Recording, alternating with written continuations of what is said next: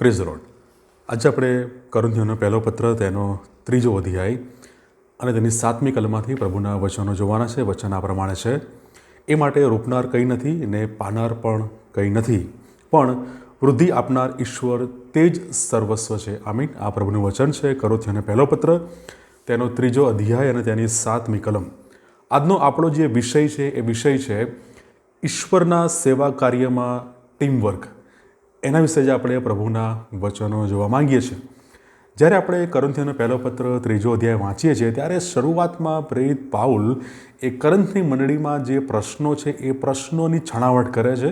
એ શરૂઆતમાં એ પ્રશ્નો ટાંકે છે. એ તમારામાં ઈર્ષા, કજિયા છે અને તમે સાંસારિક માણસોની જેમ તમે વર્તો છો, એ બધી બાબતો પ્રેરિત પાઉલ ત્યાં પોઈન્ટ આઉટ કરે છે. અને કહે છે કે તમારામાં કોઈ કહે છે હું પાઉલનો છું, કોઈ કહે છે હું એપોલોસનો છું.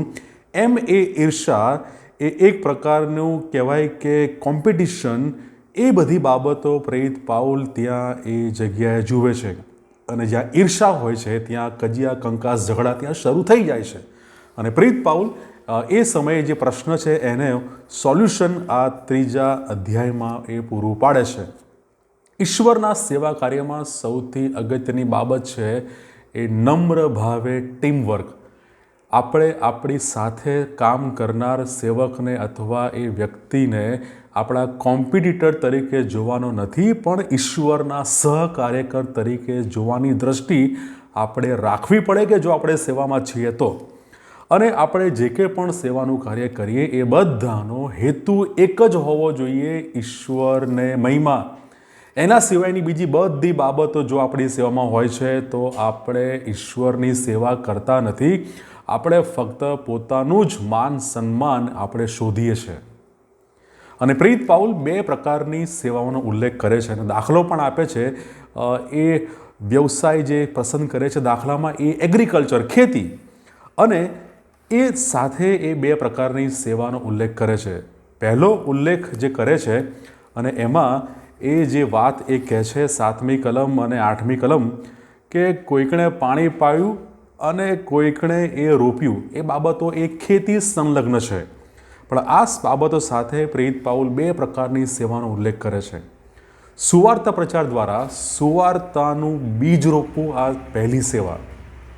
કોઈ વ્યક્તિ સુવાર્તા પ્રચારનું કાર્ય કરે છે, ઈશ્વરની વાત, સુવાર્તા એ લોકોને જણાવે છે, એ સુવાર્તાના બીજ રોપે છે. એ સુવાર્તા પ્રચાર એ પહેલું કાર્ય. અને બીજું જે કાર્ય છે, ખ્રિસ્તના વધુ શિક્ષણ દ્વારા એ જે કાર્ય થયું છે તેને પાણી આપવું, તેને પાણીથી સિંચવું.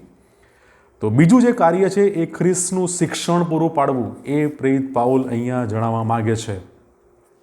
સેવા કરનારા એ બધા વિશ્વાસીઓ એ ખ્રિસ્તના શરીરમાં એક છે. એ એક જ એ વ્યક્તિ, એ એક જ એ ખ્રિસ્તના શરીરમાં એકરૂપતાથી એ જોડાય છે. એ ખ્રિસ્તના શરીરમાં એ એક છે. ભલે આપણે અલગ અલગ સેવા કરતા હોઈએ અથવા અલગ અલગ હોદ્દા, માન, એ બધું જ અલગ અલગ આપણી પાસે હોય, પણ ખ્રિસ્તના શરીરમાં આપણે એક જ છે. અને આપણે એ રીતે ઈશ્વરના સહકાર્યકરો બનીએ છીએ. જો આપણે વ્યક્તિગત અથવા ઇન્ડિપેન્ડન્ટ અથવા સુપિરિયર બનવાનો ટ્રાય કરીએ છીએ તો આપણે એ ઈશ્વરની સેવા કરતા નથી, અથવા એ જે સેવા કરીએ છીએ તેમાં ઈશ્વરના મહિમાનો કોઈ ચાન્સ અથવા કોઈ ભાગ ત્યાં નથી.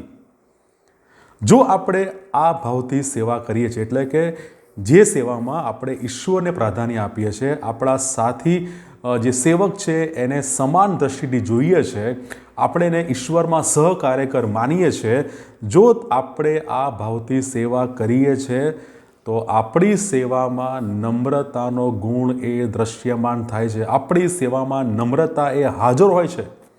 કારણ કે ઈર્ષા ક્યારે ઉત્પન્ન થાય? જ્યારે ત્યાં નમ્રતા ના હોય ત્યારે. અને એ જ્યારે નમ્રતા જ્યારે આપણે જોઈ શકીએ છીએ ત્યારે એ સેવા એ ઈશ્વરને મહિમા આપે છે. અને નમ્રતા એ સેવામાં સ્પર્ધા એટલે કોમ્પિટિશન અને સ્વાર્થી ઈર્ષાને એ દૂર કરે છે. જો સેવામાં નમ્રતા નથી તો ત્યાં સ્પર્ધા અને સ્વાર્થી ઈર્ષા પ્રવેશે છે. પણ જો સેવામાં નમ્રતા આવે છે અને ઈશ્વરને પ્રાથમિકતા આપવાની વાત આવે છે તો એ સેવામાં એ સ્પર્ધા અને જે સ્વાર્થી ઈર્ષા છે એને કોઈ સ્થાન ત્યાં મળતું નથી. એ નમ્રતા એને દૂર કરે છે. ઈશ્વર આપણા જે વિશ્વાસી કાર્યો છે, સેવા છે, મહેનત છે, તેના પ્રમાણે ચોક્કસ એ બદલો આપશે. એ આપણને જોવા મળે છે તેના 3 અધ્યાયની અને તેની 8મી કલમના છેલ્લા ભાગમાં. જો આપણે સેવામાં છીએ તો કોઈ પણ પ્રકારનો દંભ, આડંબર, અભિમાન અને હુંપણું અને બીજાને આપણા કરતાં એ નીચા માનવા એવી હીન ભાવના કોઈ પણ સંજોગોમાં આપણા સેવા કાર્યોમાં હોવી જોઈએ નહીં.